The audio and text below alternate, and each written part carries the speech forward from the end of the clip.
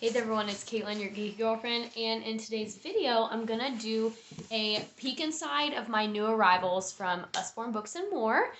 Some of these are seasonal titles, some of these are Halloween and fall titles, and then some of them are just what I consider Usborne classics that I have now added to my library. So before we get into the video, I want to thank you all so much for being here. Thank you so much for joining me on this book lady journey. And as always, if there are any titles in this video that you would like to add to your home libraries, you can shop the link in the description, and I would be happy to help you with any of your sales or questions. So you can just put those in the comments.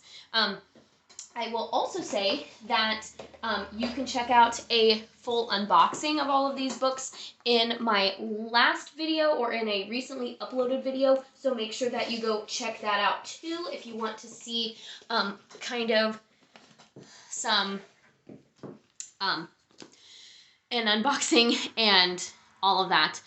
So let's get into it. I've got a ton of books here to show you, and we're going to do another peek inside video. As always, thank you so much for watching, and you can subscribe to this channel and like this video if you want to see more Usborne Books and More content. I'll also go ahead and say that here soon I will be doing a curriculum resources video of all the stuff that I use in my classroom from UBAM, as they have a whole like educational resources section of their site as well, and I have many of those products. Some of the books that I'm going to show you in this video probably will make their way into my classroom, but I'm just going to go ahead and show you the peek inside.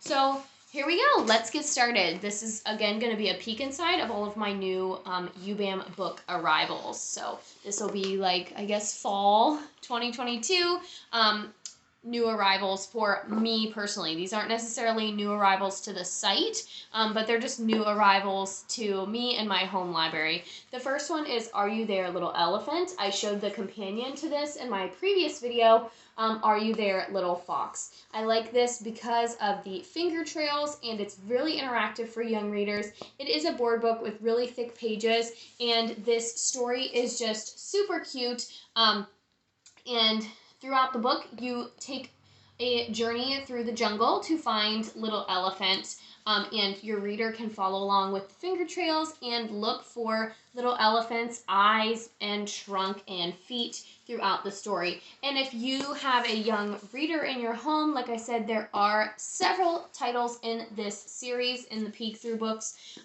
In terms of a seasonal title, they have Are You There, Little Bat as kind of the Halloween one. So if you're looking for some seasonal titles, you can get this type of book in a Halloween title. So that one is super cute, and this makes the second one that I have of these. The next one is a beautiful book. There is a companion to this one as well. I want to try and find the page that I really, really liked. And I immediately, like, I only looked at a couple of pages so far, but I was like, oh, yes, this book is perfect. So this book is What a Wonderful Word, and the companion to it is What a Wonderful Phrase. This is the full-size version of the book, but there is a mini version as well. And if you're interested in some of Usborne's other mini books, go check out my like the video right underneath of this in the channel, my last published video. I did a peek inside of some of the mini book titles, and you can, they have this one in a mini book as well. This is actually the full-sized version, and this one retails for $14.99. It is a hardback book, and there is a lot going on in this book. There are lots of pages. This is actually a really thick title, and it has lots to read and engage with. So this is actually a very long book, very lengthy book, and it is a subtle and gentle nod at diversity in other cultures. So if you want a way to bring in languages of other cultures into your home, this is the perfect one. So this book is all about words that mean like different things, and they're all like multicultural, diverse languages, diverse cultures. And so one of the pages that I read earlier was this one. Murma is from the the Wagiman, and it means to walk through water searching for something with only your feet. So it kind of shows a culturally relevant picture showing the culture or the tribe, and then it gives the word, and it gives like different like an explanation of each one. And there are tons of different cultures. There's Spanish, Native American, lots of different cultures in here, and it is, I just think, really beautifully done, and this is so interesting to me. My only critique about this book is the font. Like, the main words are really easy to read, but this text right here is kind of small and a little bit hard to read. But otherwise, I already know I want to get the What a Wonderful Phrase, because I just think this is, like I said, it is a great book to talk about diversity, great book to talk about other cultures that's still like subtle and not so much in your face about it. And I love words and languages of other cultures. And they're all so interesting. All of them have really great meanings, and it'll be like you can use them in your home. And that'll be a great like challenge to do with your family or your readers at home. The next one that I got is the Illustrated Elementary Math Dictionary as a elementary math teacher. This one is really super cool. This one has lots of pages also, and it kind of just gives really short and simple definitions of different math concepts. So I opened it up to the written subtraction, and it just kind of gives like an explanation of why we do certain things in math and how to do it, and why different methods are easier, walks you through the steps of how to do it.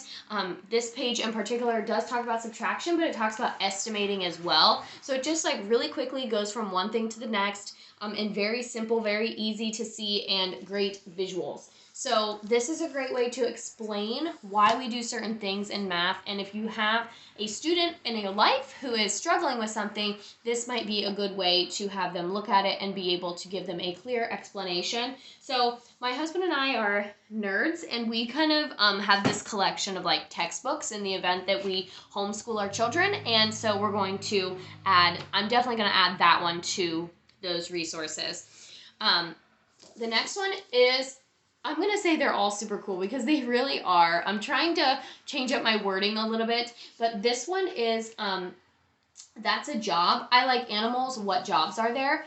And this one is awesome. I'm going to show you this page in particular, the zoologist. So it kind of gives like what a zoologist does. An actual zoologist was interviewed, and they gave the best and worst parts of the job. They kind of gave like how to become a zoologist and the different steps. And there are other books in this series. There's a mini version of this as well. I think this actually is the mini version. So this one comes in like a bigger book. So this is actually the mini version. And it is just really cool. There's lots of different jobs for if your kid really likes animals. There's a science one, a math one, a technology one, a computers one. So there's like a whole series of That's a Job of different jobs. And I think that's really cool to kind of, if your kids don't know what they want to be when they grow up, but have a particular interest or strength, this one would be really good.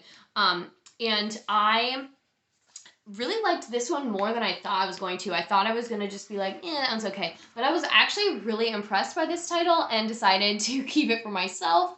I was going to like put it in my giveaway pile, but I decided to keep this one for myself because I think it's really interesting. And I'll probably look at some of the other titles in the future once I get to know my kiddos' interests and my future readers' interests. The next one is one that I've had my eye on for a really, really long time, and I finally got to add it to my library, and that is the All Better book. There is a companion book to this. It's called like Good to Go or something like that. And this book is super cool. I'll go ahead and show you the inside cover. It has super thick pages. This is definitely an early reader book. The text is repetitive, and it goes through the same text throughout the book. So once you read it once, your kids will very easily pick up on the pattern and be able to read it with you. But there is a lot going on in this book. So there is color matching, there is animal matching, and you kind of have a little bit of science too. It talks, like it kind of shows what animals like to eat.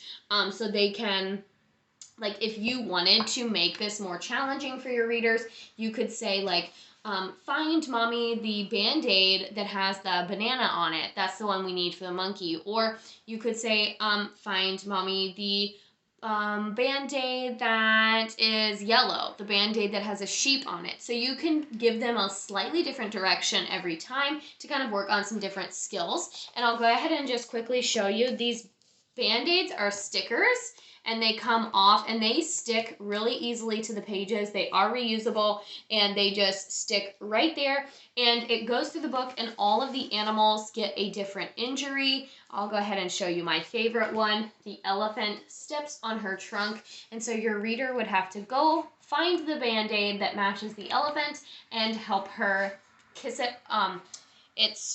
Kiss it, put a Band-Aid on it, all better. And so, like I said, the text is very repetitive. The Band-Aids are reusable, and they just stick right on the inside cover of the book, and they are going nowhere. And it's very, like, it comes shipped in shrink wrap, too, so you don't have to worry about, like, the Band-Aids being lost or anything.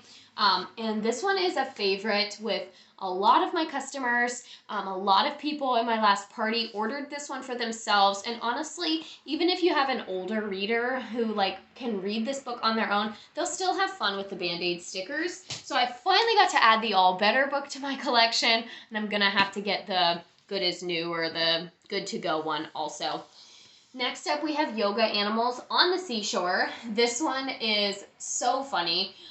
Little crab goes, he's like having a down day and he's trying to figure out what to do, and he just goes along the seashore and kind of meets his ocean friends, and they give him different ways that he can calm down, center himself, and then what's fun is on each page, the crab does the pose, and then we can do the pose as readers. There are several titles in this series as well. All in all, it says there are 13 yoga poses in this book, and there is a forest, a farm, and I think a dinosaur one or a prehistoric one.